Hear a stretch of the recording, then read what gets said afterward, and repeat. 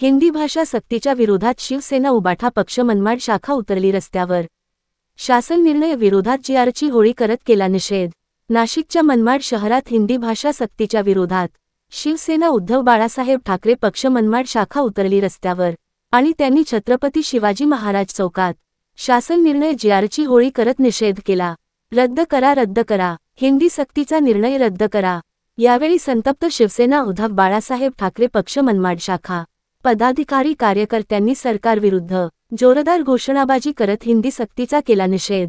याप्रसंगी आंदोलनात शिवसेना उद्धव बाळासाहेब ठाकरे पक्षाचे नाशिक ग्रामीण जिल्हाप्रमुख प्रवीण नाईक, जिल्हा समन्वयक सुनील पाटील, नांदगाव तालुका प्रमुख संतोष गुप्ता, महिला जिल्हाप्रमुख मुक्ताबाई नलावडे, मनमाड शहर प्रमुख माधव शेलार, शहर उपप्रमुख खालिद शेख यांच्यासह आदी शिवसैनिक पदाधिकारी व कार्यकर्ते मोठ्या संख्येने सहभागी झाले होते।